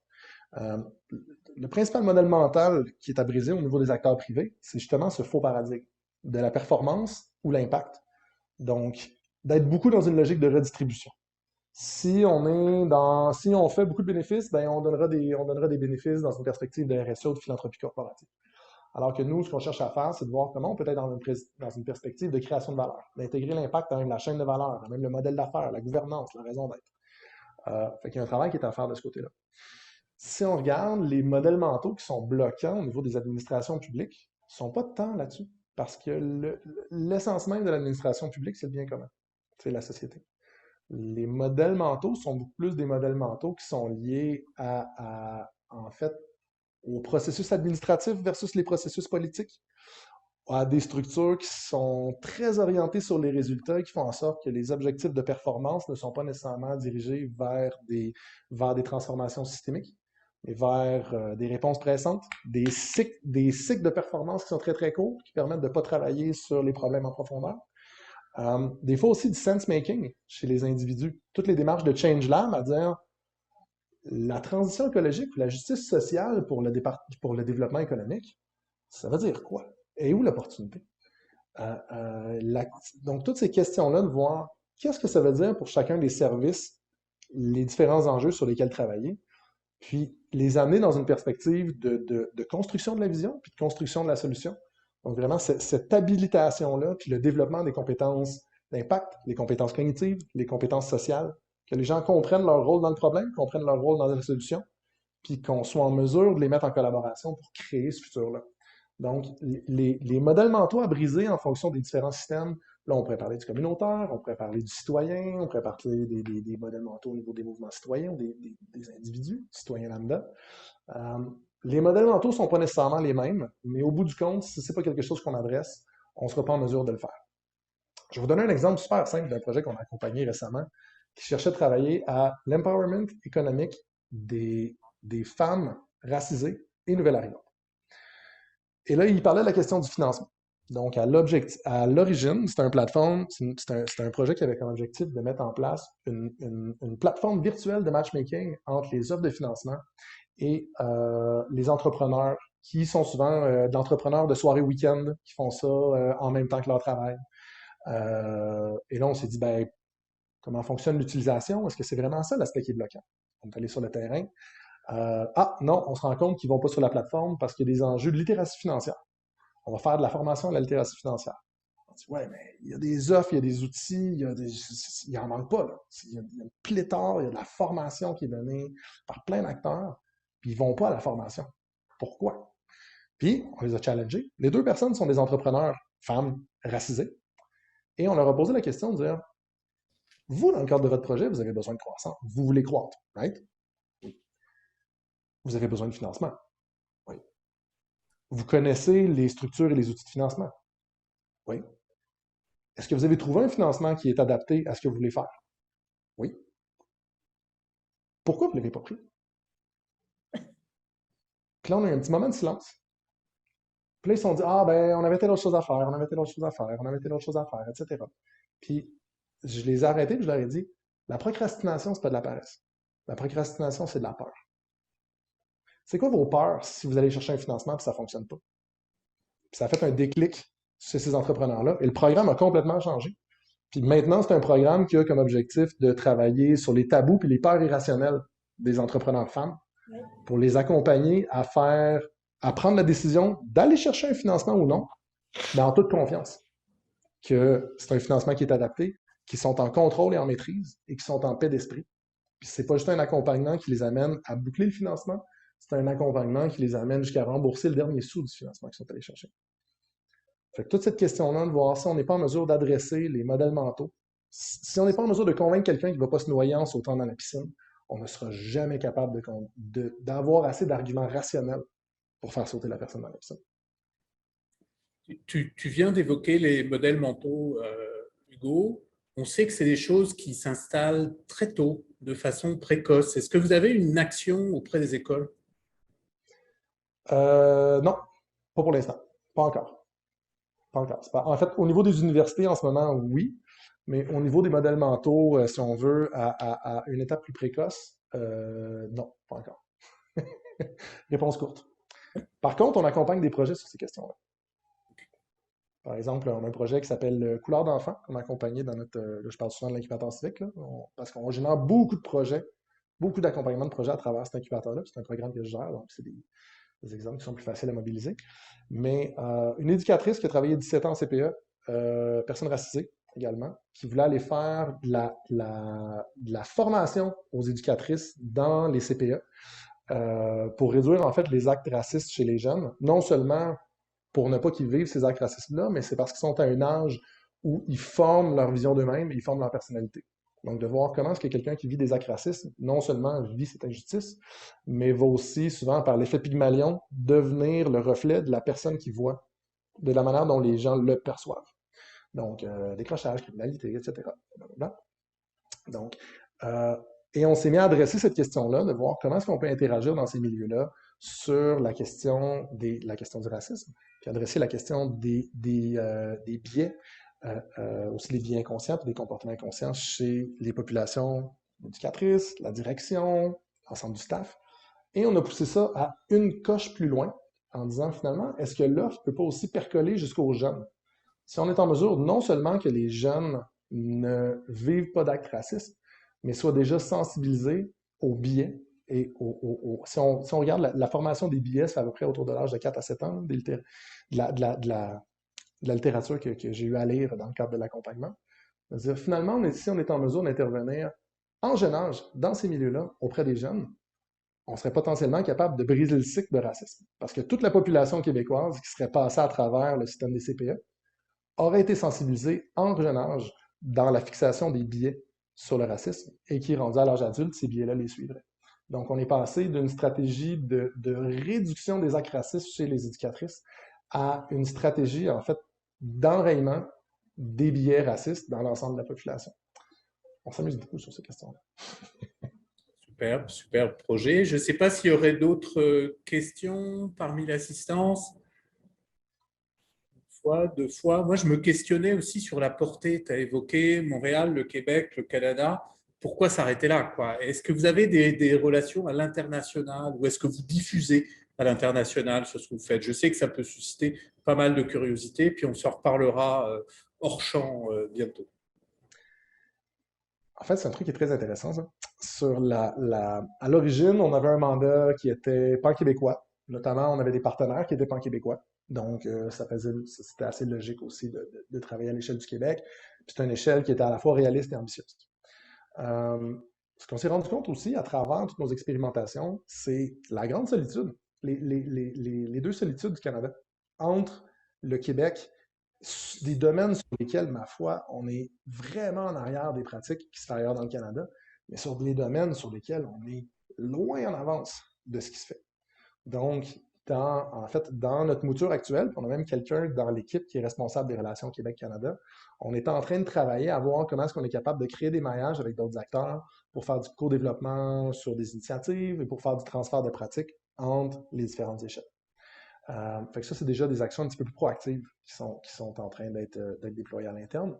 Un enjeu qui est assez particulier sur un acteur comme nous qui sommes en renforcement de capacité, c'est qu'au bout du compte, quand ça fonctionne, le spotlight n'est pas sur nous. Le spotlight est sur les personnes qui ont réussi à faire l'initiative et on ne veut pas voler le spotlight de ces acteurs-là qui ont réussi à passer à travers ça.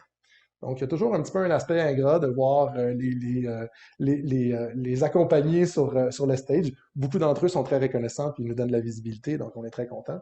Mais par défaut, c'est pas nous qui sommes sur le spotlight, ça fait partie de notre travail. Ceci étant dit, moi, je suis arrivé 2 semaines après Patrick. Je suis arrivé, on était 2 personnes dans un local. J'ai eu la chance, en fait, d'avoir... j'ai 2 jeunes garçons et la Miss, qui est mon 3e bébé, qui grandit à vitesse grand V. Puis, je trouve ça encore un peu spécial, mais je commence à m'y faire, de commencer à avoir de la reconnaissance. De faire... Avant, c'était comme, c'est quoi l'innovation sociale? Après ça, ils disaient, c'est quoi la Miss? Puis là, de plus en plus, on reçoit des « Ah, la Miss, j'ai vu tel truc, j'ai vu tel projet. » Donc, de voir qu'est-ce qu'on fait commence à rayonner. Très intéressant. Et de plus en plus, en fait, puis notamment avec nos amis de Mosaïque, récemment, j'ai fait une présentation pour un groupe en Alsace, grâce à vous. On s'est fait contacter la semaine dernière par des initiatives de Bruxelles. Donc, on commence à avoir un peu percolé une certaine notoriété puis une reconnaissance au niveau de la francophonie européenne en ce moment. Puis, c'est une question qui va être à se poser dans l'équipe. Nat, je te lance cette piste-là, on en parlera avec le reste de l'équipe de dire, on fait quoi de ça? Parce qu'effectivement, on regarde des joueurs comme Nesta, comme différents acteurs comme ça qui sont reconnus, qui sont emblématiques du milieu. Pourquoi ça serait pas partie de notre ambition de devenir le Nesta québécois, le Nesta canadien, puis éventuellement un de ces joueurs-là à une autre échelle. On collabore de plus en plus aussi avec des joueurs de l'international, notamment nos partenaires de Dark Matter Labs qui sont basés à Londres, etc. Des discussions avec des fondations aussi américaines, européennes. Donc, l'ambition ne s'arrête pas là, mais on est plutôt sur la trajectoire qui va nous y amener pas à pas. Merci beaucoup. Merci. Dans l'assistance, une question, une réaction, un commentaire? Patrick, Lucie? Bon. Lucie me fait ça. Je regarde si ma collègue Nathalie n'a pas écrit des choses sur des énormités que j'ai dit. Là. À date, il n'y a pas de commentaire de Nathalie dans le chat. Encore, donc, ça se réglera hors onde. Alors, Hugo, on va probablement s'arrêter là et te laisser respirer un peu. Je tiens à souligner que cet événement a été organisé d'une part, bien sûr, par Mosaïque, mais aussi en partenariat avec le pôle IDEOS à HEC Montréal, qui est le pôle qui se penche très activement, en particulier avec la Miss maintenant, sur les questions d'innovation sociale et puis aussi sur ces questions de pollinisation, de contamination, de hacking aussi de nos organisations.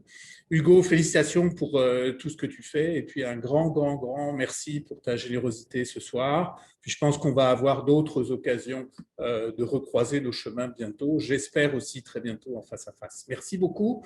Merci à toutes et à tous d'avoir été là et puis on se retrouve peut-être pour notre école d'été, sinon pour une autre activité Mosaïque. Pourquoi pas un nouveau Mosaïque IDEOS. Merci beaucoup. Je vous souhaite une très belle soirée.